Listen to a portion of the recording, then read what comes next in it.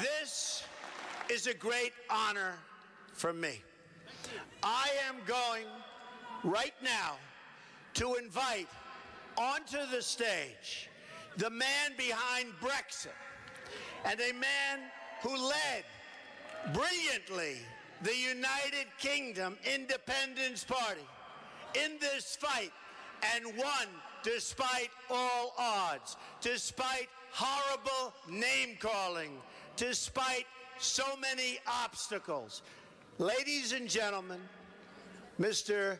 Nigel Farage.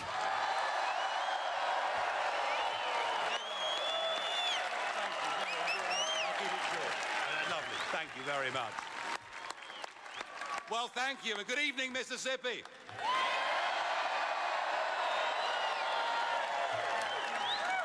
I come to you from the United Kingdom with a message of hope and a message of optimism. It's a message that says, if the little people, if the real people, if the ordinary decent people are prepared to stand up and fight for what they believe in, we can overcome the big banks. We can overcome the multinationals.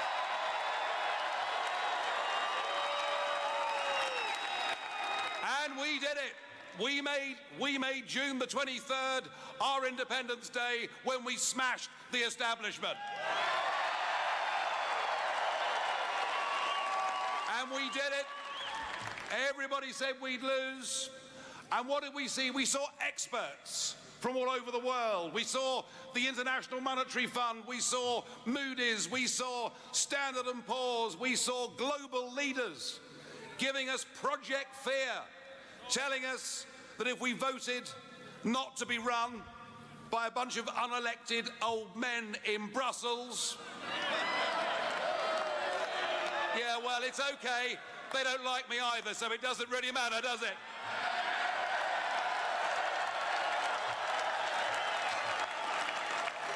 But they told us our economy would fall off a cliff. They told us there'd be mass unemployment. They told us investment would leave our country. And David Cameron, then our Prime Minister, but no longer, told us we might even get World War III. And we saw the commentariat and we saw the polling industry doing everything they could to demoralize our campaign. On the day of the vote itself, that morning, they put us 10 points behind. And actually, they were all wrong. And they were wrong because what the Brexit campaign did is we reached those people who've been let down by modern global corporatism. We reached those people.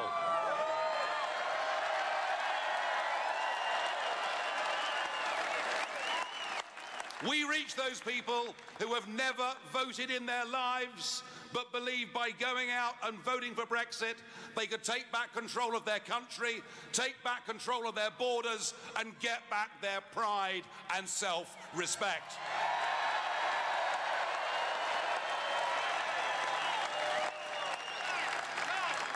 Now, the big card the Prime Minister decided to play in the referendum is he got a foreign visitor to come to London to talk to us.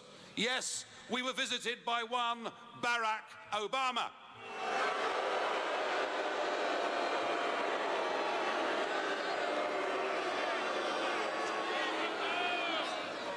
And he talked down to us. He treated us as if we were nothing. One of the oldest functioning democracies in the world. And here he was telling us to vote Remain. So I, having criticised and condemned his behaviour, I could not possibly tell you how you should vote in this election. But,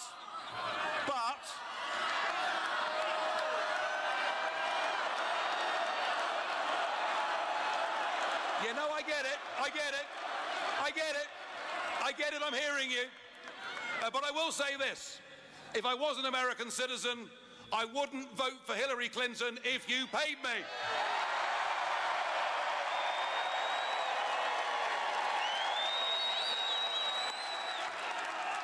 In fact, I wouldn't vote for Hillary Clinton if she paid me.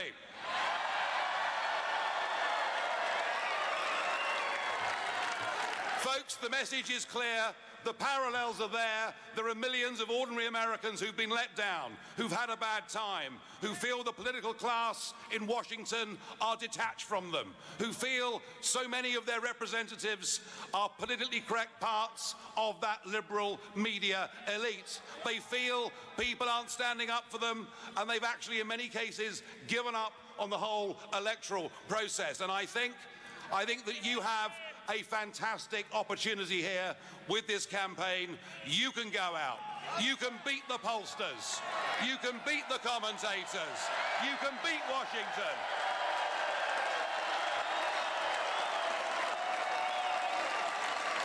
And you'll do it by doing what we did for Brexit in Britain.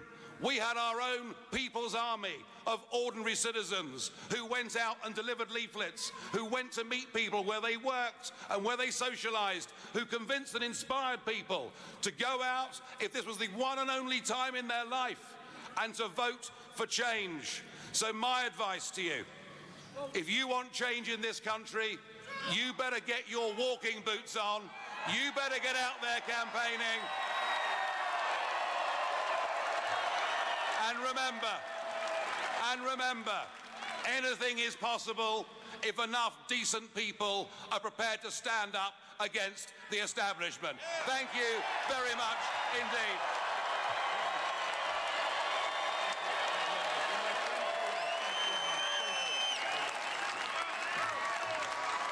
Wow. Thank you, Nigel. What a job. What a job he did. What a job he did against all odds. Thank you, Nigel.